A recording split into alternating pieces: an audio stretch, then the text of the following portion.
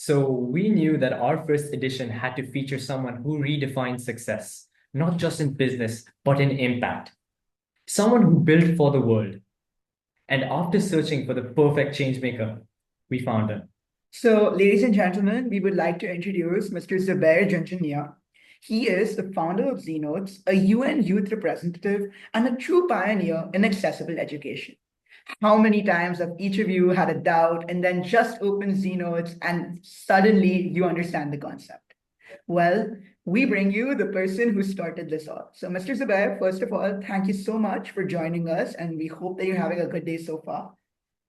Today's Thank interview you so will much, Nick. just be a brief. It'll be about some of the questions. We'll try to understand your experience better, your learnings, and advice from you as well.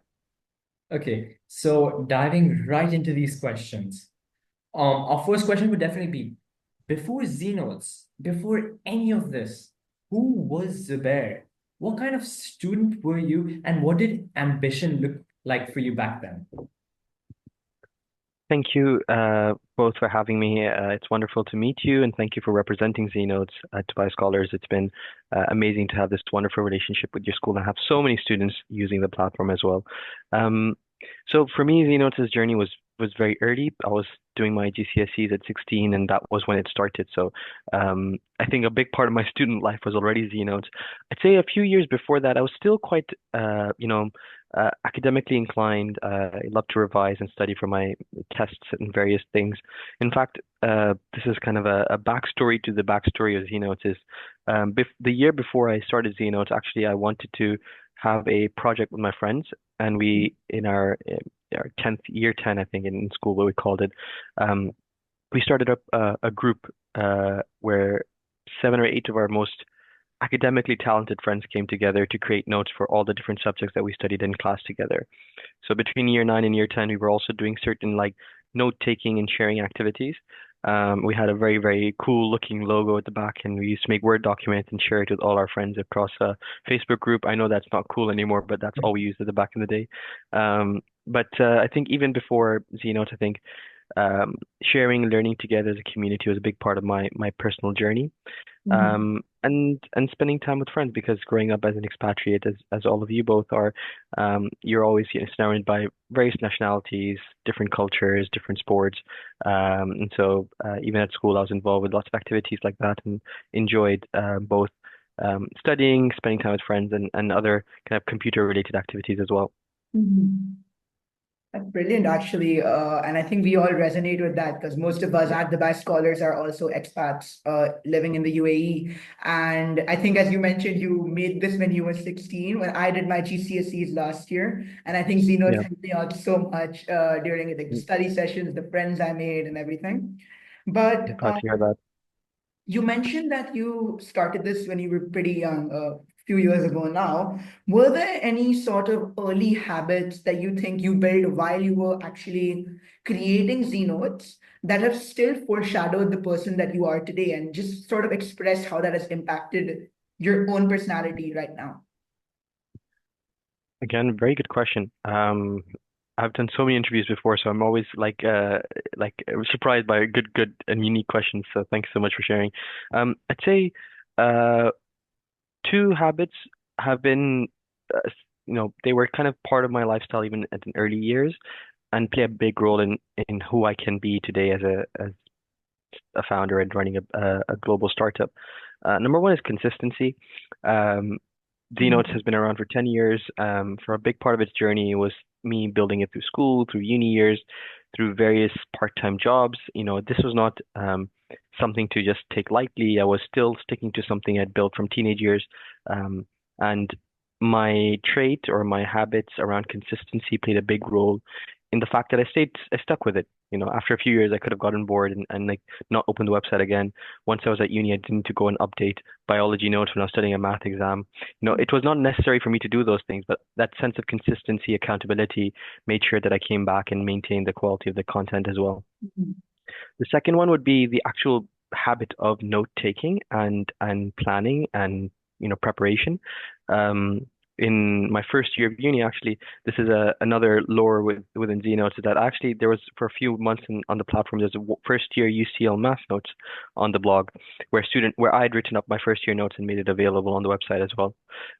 It has now no longer available because not many people will be doing a degree in mathematics at UCL. It was too niche, but I did keep up the habit and try to keep doing that even at uni. My notes changed and they became more personalized to me, but there was still that same experience as well. And thirdly, I think uh, before starting the initiative, during and even today, biggest thing that drives me is my mission and the cause, and that has never changed. I believe that education should be accessible and available to every single person. It's a human right, and I wish to contribute to it in any way possible.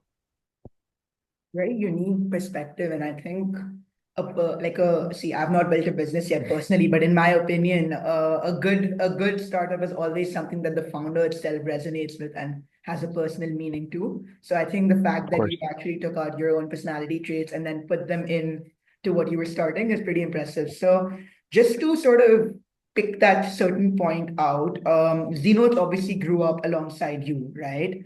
And obviously, as you mentioned, it evolved from a very small idea where you were just sharing it with your friends into a global platform that people are using across many different countries. Now, and you mentioned also that it was a 10-year journey. Across the 10 years as a leader, what do you think was the hardest change that you had to make to actually continue, your own personal growth as your startup grew as well? Um, Yeah, being a leader at a teenage ages is not easy, and I made a lot of mistakes in that at that early stage. Xenos got its first set of team members joining around 2017, 2018. So a couple years in, it was still a solo project. Then it started to get a few volunteers who supported the day-to-day operations, and very quickly I realized that hey, this is a group of young people who want to help on this mission, but they're from all over the world. They're also students and they're based in different time zone and they're also, managing a lot of priorities. And my first reaction to leadership was around this idea of delegation and perfection and getting everyone to do things at the right time, at the right space, and the right most level of productivity. And very quickly came across roadblocks. I wanted things to be done at a certain time, at a certain date, in a certain way. That wasn't always happening in the team. So I had to evolve a lot of my leadership style from being a very autocratic, top-down type of leader with a hierarchical structure in the organization to a much more compassionate steward, I would say, not even a leader, but someone who Mhm. encouraged the best out of everyone in their team, who encouraged them, who helped them learn and develop and grow, and made them be the best version of themselves to then support the Mhm. organization. We all have different priorities. Many of the people in Xenos right now, including both you, have are ambassadors, and both of you are supporting the organization while also being full-time students, preparing for exams. You're delivering workshops in schools. You're maintaining relationships with us and the team.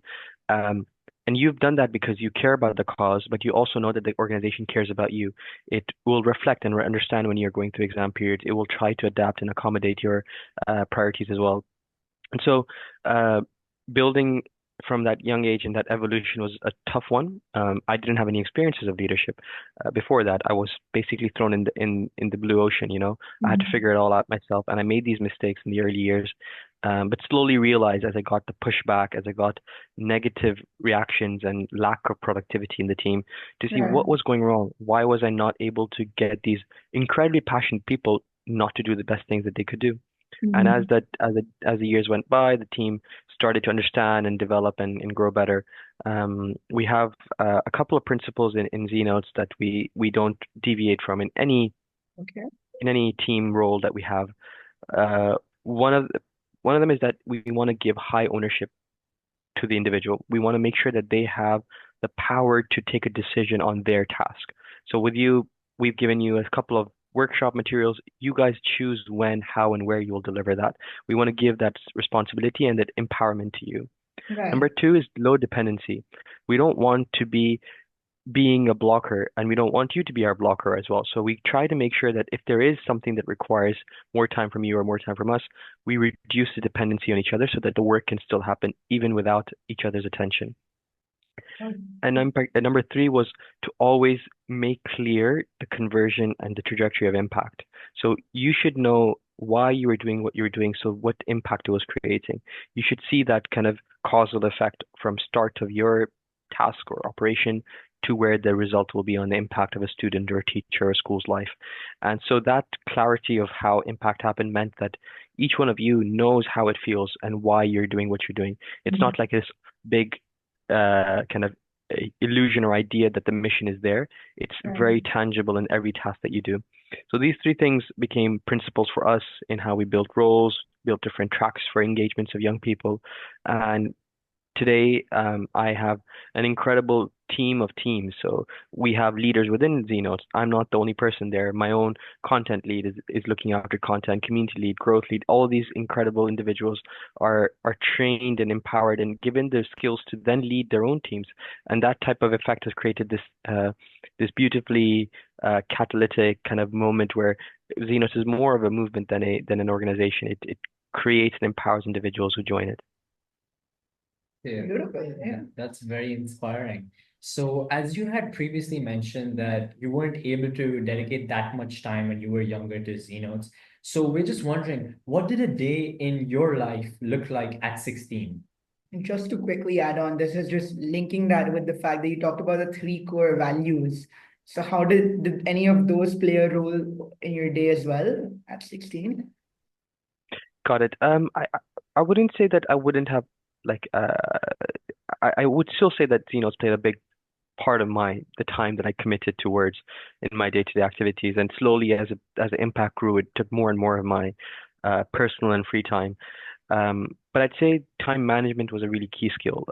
So actually, I still remember I'm sitting in back in Jeddah on the same desk that I did my A-level preparation on, and I would remember having my planner in front of me in the top right corner. I remember having my uh, my tasks written up specifically, and which exam or past papers I wanted to do, which sets of notes I wanted to write, which topics I wanted to focus on for which test or which examination.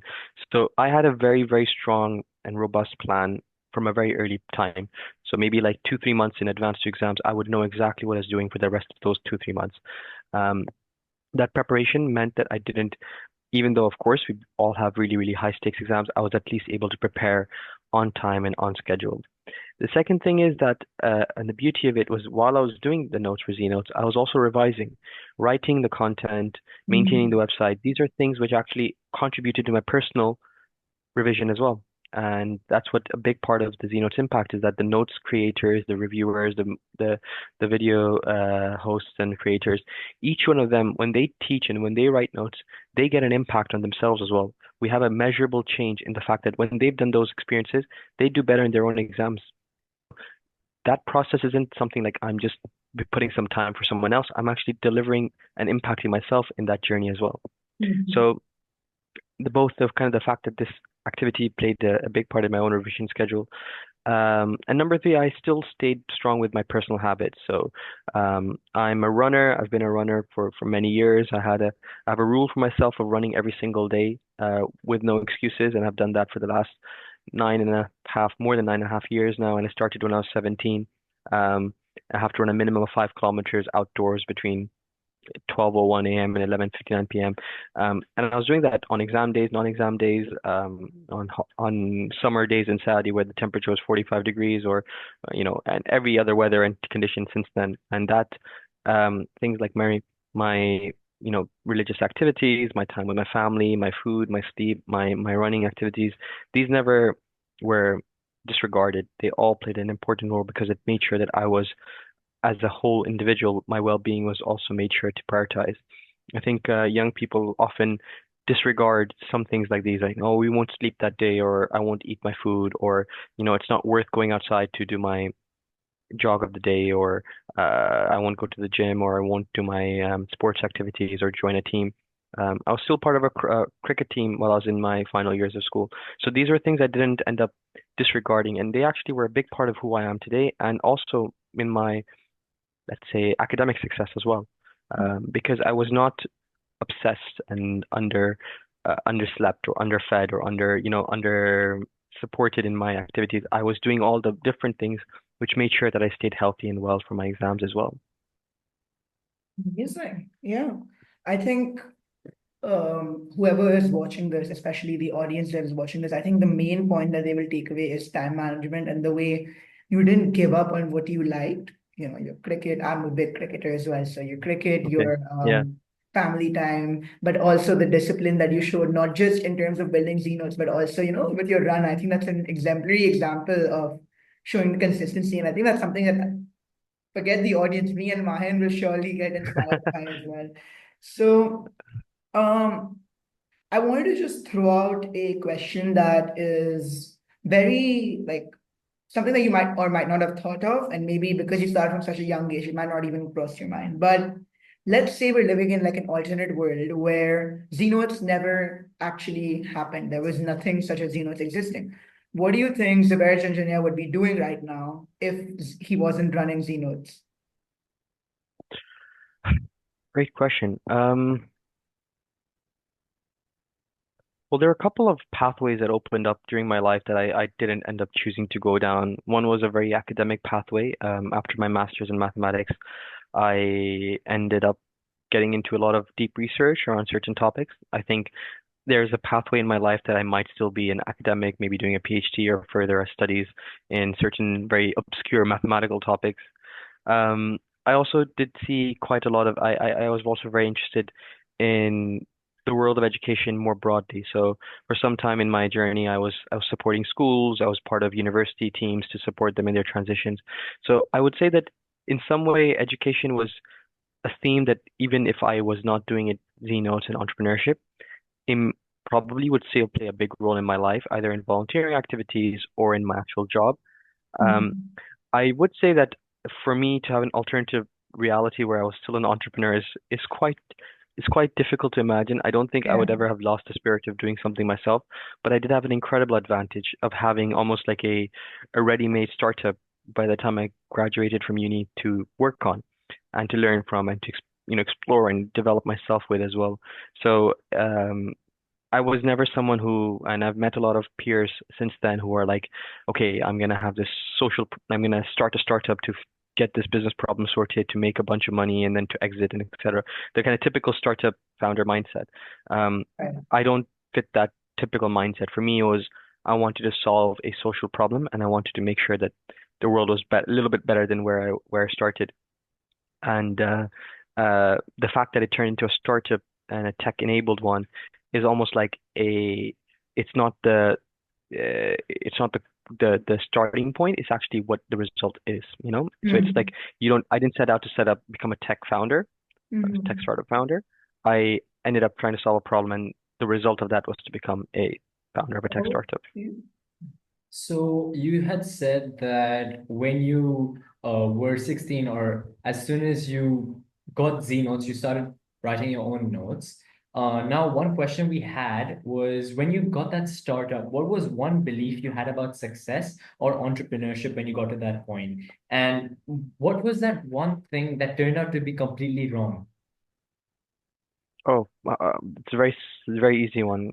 Um, Things like investment and valuation. So I was looking around all over the world and everyone was talking about having X million dollars raised at a 10 million or 50 million or 100 million valuation of a company. I thought that was what success looked like, and very quickly realized that those are just vanity metrics. And yes, people do raise capital and make incredible companies, and they do it in a very, very special and specific way. But that is not the determinant of success, both for your startup or for you as an individual. Would you link that to every startup being unique, or would you link that to just your perspective being extremely different due to XYZ factors? How would you translate I that? would say that so going a bit technical in this conversation, but there Yeah. is a specific type of funding model which is called venture capital. Um, Yes. Yeah. Not every startup is suited for venture capital, which means like a way of raising multiple investment rounds over and over again until the company gets a huge valuation and then it exits in some form. Um, because it's the most popular, it's the one that, for example, Uber went down or Kareem went down, or these big startups that we have grown up with. We tend to think about that as a gold standard of startups, that we need to Mm. raise capital to build a company with a high valuation to then get venture capital, then private equity, then market cap, and et cetera, et cetera. So it's a a typical kind of type of model. The thing is that not every startup needs to be a venture-backed company. And so that is not a unique perspective for me. I think a lot of founders are realizing that either before or after they've gone down that journey. For some, it's perfect, and we need to have more venture-backed companies. And for some, it's not, and they've kind of unfortunately failed their companies because they took the wrong type of capital and investment at a very early stage. Okay, sure. So, throughout this whole interview, like something I've been really wanting to ask is that as ZNotes grew with you throughout that journey, as it evolved from such a small idea to a global platform for all students worldwide, you also evolved. So what was one of the hardest challenges you faced that you overcame, and how did you overcome that challenge? So just to rephrase that a little bit, right now you talked about how the platform grew and the changes and things that some of the conceptions that you had, which turned out to be misconceptions. We just wanted to Hmm. link that with you as a personal owner or like a founder and how you went through that whole process and how that sort of helped you reflect on your mistakes and grow out of that. Yeah, I think certain things are experiences, and you have to kind of make those mistakes in those early stages. And some of them were around the type of startup you're trying to develop, the type of leader you are, the type of time you spent on which things. If I could go back, I'm sure I would do lots of things quite differently. But at the same time, I wouldn't be the person I am. I wouldn't have made those mistakes in the first place to have been able to reflect on that. So it's kind of that kind of chicken and egg situation. Um, Maybe I'll respond to your question with a kind of a different idea, but I think an important one to share with both of you and the rest who are listening as well, which is actually around um, the importance of the people around you. So, yes, I'm a solo founder. Yes, I've been building this for a long time, and yes, everything is a big part of ZNotes is associated to me. But ZNotes is also much, much bigger than who I am and who what I do. There are interns involved, there are people involved. There's family and friends who've loved and grown it and cherished it over the years and supported me along the way. And most importantly, I think there's a whole bunch of incredible kind of industry leaders who've supported us during this journey. I've had some amazing mentors and advisors on my journey, mentors who've helped me develop personally, professionally, and who have spent a lot of their time and their experiences to teach me how to be a better leader and Right. founder. And these are some of them are part of the Xenos Global Advisory Council. Some of them are just personal friends and family friends who've kind of taken time out of their days and years to give me some guidance. Um, and they were an important part of that journey as well. So that growth and development happened both by the mistakes and experiences that I was having in real time, but also by being very, very coachable to the other leaders in around me who had done this thing Mhm. multiple occasions before. Amazing. To make it a little bit lighter, now I have used ZNotes since year 10. I'm ending year 12 now. Mahan's been using it for a while, and we have our own different favorite elements. For me, it was the new friends that I made. And for me, it's just the EVM notes. Honestly, those have helped me so much. Like, I think I would have to second that because the textbook was so like okay, and then the I think the notes were just amazing to read and understand. So to put that to you, because notes has different features, you have study sessions, video notes. What's your favorite element of the entire software, entire website that you've built? Um, well, I think I'll have to say the notes because and again, these are things that you can't really tell on a website, but the amount of love and detail orientation that we've spent on getting that notes page ready with the sidebars and the different buttons and the way you click through different Yeah. ideas. The other day I was opening our Google Drive and I was went through some archive folders, and there are literally PowerPoint slides where I had created that mock-up with squares and rectangles and filled them Wow. into color to show to early engineers what sort of product I had in mind. So um, the Xenos product, what it looks like today, is a very, very different one to where it was right in the beginning with PDFs. And it's taken a lot of time for us to get to where we are, but we're really, really, you know, I think I'm very proud to see the product what it is like today because it's taken a lot of years, a lot of love and affection to get the right designs there. But it's something that's the kind of the integrated experience of having all the content there, the resources, the ability to jump into Discord, the ability to do a quiz. These experiences were shaped by a lot of student experiences, and we're really, happy to have been able to put this together for millions of students. Yeah, and I think that's the best part, like by students for students as well. I think that's one of your taglines. Absolutely. It's so much cooler because a teacher might not always relate with our experiences, our way of thinking, but then because a student has been in the exact same position a few years ago as me, obviously they will understand what I'm feeling. So as we now look towards wrapping this interview up, I would just like to say that your entire journey, right? My biggest learning now that I've talked to you as well is that chasing an opportunity and making an impact doesn't come from waiting for permission. I'm sure you didn't go around asking different people, can I start this? You just did it. And I think Mm. that leap of faith is something that the audience will be inspired by. I'm sure me and Mahin are definitely inspired by. So thank you, firstly, for your time, for sharing your story with us. Not just the milestones, but of course, the different moments in between, the consistency you displayed, the hard work that you did. I mean, you've truly shown us what it means to build with purpose, and we're honored to have your story in our first release. Thank you for inspiring a generation to dream and to do. And I think we're all going to continue using ZNotes until we graduate school and maybe even after. I think that's a given. So thank you so Really much. glad to hear it. Thank you both for a wonderful interview, and it's been my honor to participate. And thank you for being incredible ambassadors. We are proud to have been represented by both of you at the school as well.